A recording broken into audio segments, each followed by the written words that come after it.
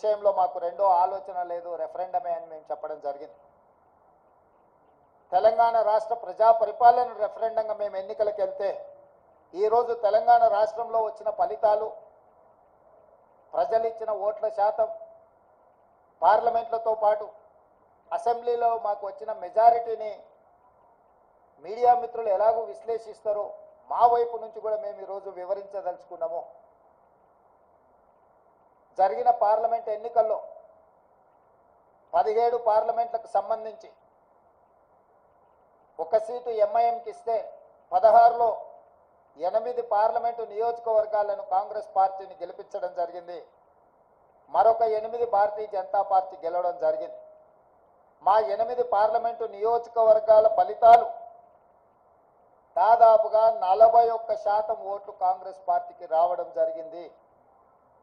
2023 December 3 నాడు వచ్చిన ఫలితాలలో కాంగ్రెస్ పార్టీకి వచ్చిన ఓట్ల శాతము 39.5%.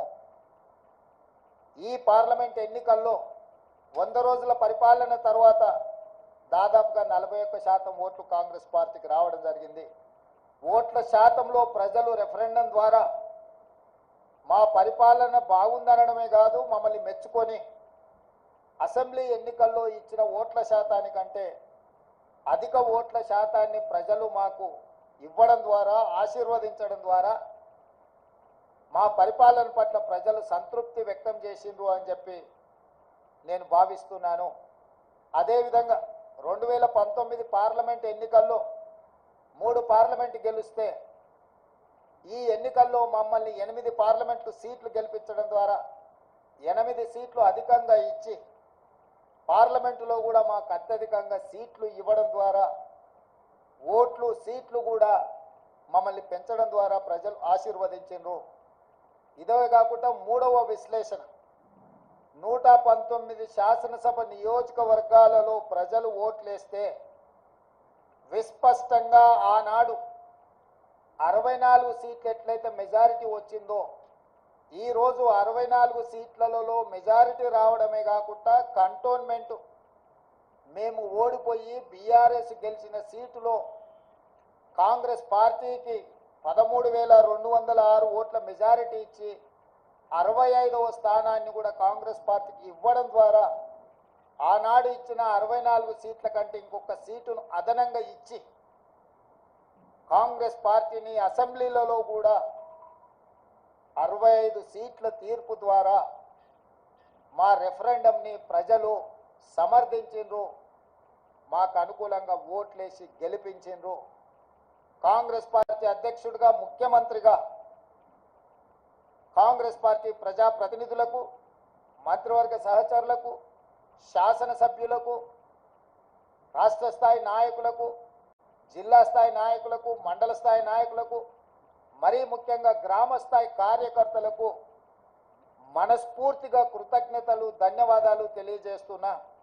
ఈరోజు వారి శ్రమ వల్ల, వారి కష్టం వల్ల, వారి ప్రయత్నం వల్ల ఓట్ల శాతంలో కావచ్చు, పార్లమెంటు సీట్ల విషయంలో కావచ్చు, శాసనసభ నియోజకవర్గాల వారిగా కాంగ్రెస్ పార్టీకి అత్యధిక మెజారిటీని తీసుకొచ్చి మా కాంగ్రెస్ పార్టీ కార్యకర్తలు ఈరోజు మా గౌరవాన్ని, రాహుల్ గాంధీ గారి నాయకత్వాన్ని నిలబెట్టినందుకు కాంగ్రెస్ పార్టీ తరఫున వారికి నేను సంపూర్ణంగా కృతజ్ఞతలు తెలియజేస్తున్నా.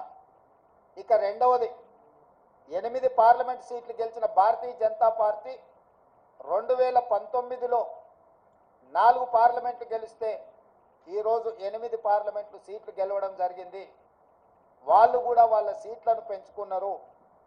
ఆనాడు 20% ఉన్న ఓట్లను వాళ్ళు ఈరోజు 35%కి పెంచుకోవడం జరిగింది. అంటే ఈ రాష్ట్రంలో భారతీయ జనతా పార్టీ కూడా ఓట్లు, సీట్లు పెరగడం జరిగింది. అయితే ఇందులో వాళ్ళ ఓట్లు, సీట్లు పెరగడానికి వాళ్ళ నాయకత్వాన్ని సమర్థించేదానికంటే బీజేపీని గెలిపించడానికి బీఆర్ఎస్ నాయకులు ఆత్మ బలిదానం చేసుకొని అవయవాలను త్యాగం చేసి, అవయవ దానం చేసి ఈరోజు బీజేపీని గెలిపించడం జరిగింది. బీజేపీ గెలిచిన 8 పార్లమెంటు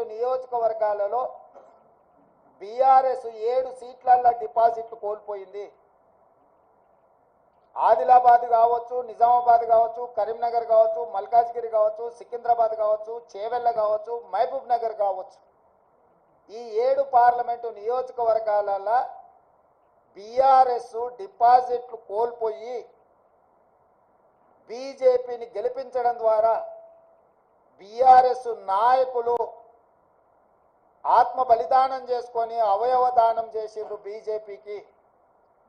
ఈ విషయం నేను ఈరోజు చెప్పడం లేదు. ఎన్నికల ప్రక్రియ మొదలైనప్పుడే స్పష్టంగా పార్లమెంటు నియోజకవర్గాల వారీగా బలహీనమైన అభ్యర్థులను పెట్టి బీఆర్ఎస్ శ్రేణులను బీజేపీకి పని చేపిస్తున్నాడు చంద్రశేఖరరావు అని చెప్పి నేను స్పష్టంగా నిర్దిష్టమైన ఆరోపణ చేసిన